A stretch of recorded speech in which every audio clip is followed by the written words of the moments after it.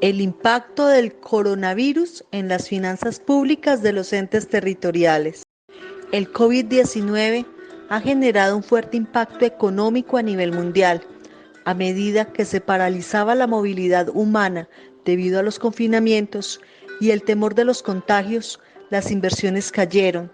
Graves consecuencias en el empleo, disminución de salarios, aumento en los índices de pobreza, caída del turismo nacional e internacional, cambios en la demanda de bienes y servicios y la producción. Los impactos en los socios comerciales redujeron la demanda de exportaciones, modificando la cadena de suministros. Los productores de materias primas sufrieron la caída de los precios. Los estados, por su parte, generaron mecanismos para sobrellevar la crisis, ocasionando los menores efectos negativos y tratar de mantener una estabilidad económica, representando un reto fundamental para la sostenibilidad fiscal de los gobiernos, dado que la necesidad de recursos para proteger o reactivar a los sectores afectados amenazaba con desequilibrar las finanzas públicas mundiales. Otro punto relevante fue que, con la llegada de la emergencia sanitaria a los países, se presentaron gastos públicos no programados que permitieran garantizar los insumos necesarios en tiempos de crisis, donde muchos gobiernos se apresuraron para adquirir suministros, actuando de manera unilateral y sin preocuparse por los demás estados.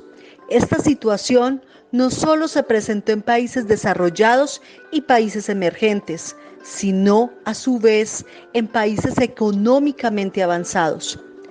Para los países más pobres, el mayor desafío al que se enfrentaron son los altos costes, debido a los precios prohibitivos en el mercado mundial de equipos sanitarios, a los cuales les resultaba imposible competir, generando desestabilidad en los presupuestos públicos, déficit fiscal y mayor endeudamiento para adquirir los suministros necesarios. En este panorama, será sumamente difícil aumentar el gasto y sostener los estímulos fiscales. Los países tendrán que ser mucho más eficientes, estrechar las arcas públicas y eliminar las ineficiencias de gasto. Los gobiernos deben implementar políticas para que la recuperación sea mucho más inclusiva, lo que significará, en algunos casos, aumentar los impuestos y mejorar la distribución de los ingresos. En el plano nacional, para el profesor de la Universidad de La Sabana, José Gómez González, PhD en Economía, Colombia, en términos de los desequilibrios fiscales para este año, afirmó que inicialmente se había proyectado un déficit fiscal de aproximadamente 2% del PIB. Sin embargo, con la crisis por la pandemia, se ha estimado que podría alcanzar hasta un 4.9%. Para pagar esa deuda se tendrá que generar mayores superávits, lo cual implica un fuerte esfuerzo fiscal y un crecimiento del país elevado, difícil de garantizar dada la coyuntura actual. El Estado colombiano, por su parte, como respuesta a la pandemia y bajo el decreto 417 del 17 de marzo de 2020, declaró el estado de emergencia económica, social y ecológica. El gobierno nacional estableció aislamiento preventivo y obligatorio a partir del 25 de marzo. Sectores económicos pararon su actividad productora de renta y la economía del país entró en recesión. En este sentido, el desempleo aumentó y los ingresos en los hogares disminuyeron, lo que llevó a que aumentaran las necesidades básicas insatisfechas de la población. Y, en esta medida, fue necesaria la intervención del Estado a través del gasto público para atender los frentes prioritarios y superar la actual situación de salubridad. Sobre el gasto público, el gobierno nacional optó por una reorientación de los ingresos a los sectores que considera se han visto más afectados por la pandemia.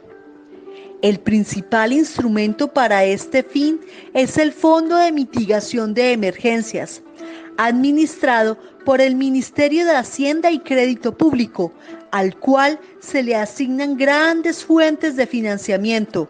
Crearon subsidios económicos como la devolución del IVA, ingreso solidario, el día sin IVA, programas sin mayor impacto social.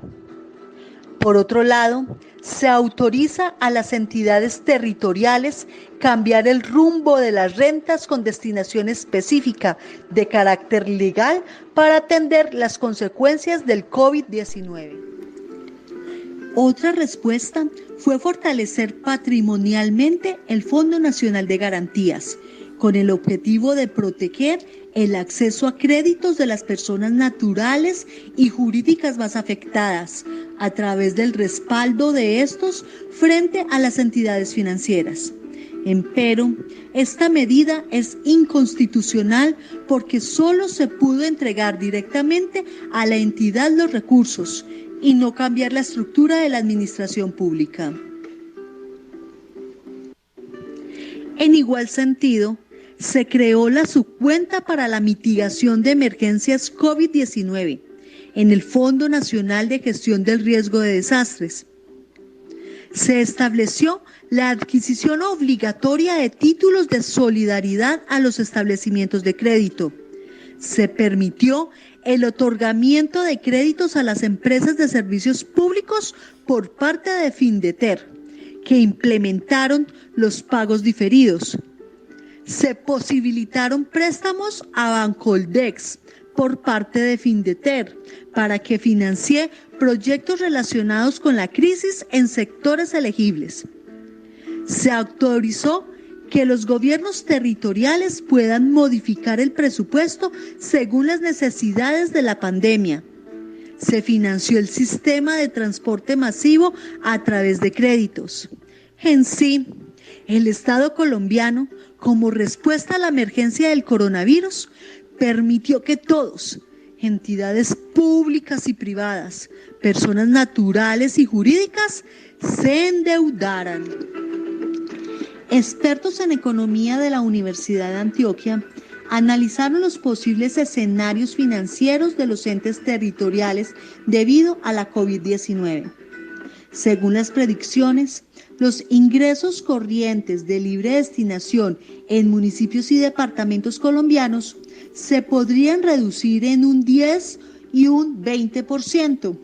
Se calcula que por lo menos 8 departamentos y 368 municipios superarían la proporción de gastos permitidos por la Ley 617 de 2000 y sobrepasen los límites de indicadores de sostenibilidad, solvencia y liquidez orientados en la Ley 358 de 1997 que determinan la capacidad de endeudamiento. Según los expertos, estos entes territoriales no podrán acceder a recursos de crédito, ni con bancos públicos o entidades privadas. Además, corren el riesgo de bajar la categoría, lo que implica que se reducen los salarios para funcionarios públicos, sobre todo en primer nivel. Y lo más importante, si sobrepasan el límite del indicador 617, pierden acceso a unos recursos que distribuye el Gobierno Nacional a través del Sistema General de Participaciones, SGP, que son recursos que se asignan de acuerdo a la eficiencia administrativa y fiscal por parte del Departamento Nacional de Planeación. Con la realidad de la pandemia, de acuerdo al reporte FUD, el cual es generado por los municipios ante entes de control y seguimiento a nivel nacional, se estima que la caída en recaudo de recursos propios en municipios de sexta categoría fue del 30%. Generando problemas de liquidez para responder por obligaciones contraídas. Se elevó los niveles de endeudamiento en créditos de tesorería, bajó el nivel de superávit fiscal y aumentó el índice de déficit fiscal. Además, se registró un alto riesgo en caer en moras por pagos de servicio a la deuda, nóminas, proveedores, contratistas de prestación de servicios. Sin dejar atrás que el presupuesto proyectado a la inversión social se destinó para la atención de la crisis en mercados, atención psicosocial y fortalecimiento del sistema básico de salud. En este orden de ideas, los municipios de sexta categoría se encuentran en grandes dificultades para fortalecer y reactivar la economía en sus territorios. Y es aquí donde el Estado debe apoyar con sus decisiones a los pequeños municipios, evitando que las entidades territoriales entren en un estado de inviabilidad para financiar los gastos de funcionamiento.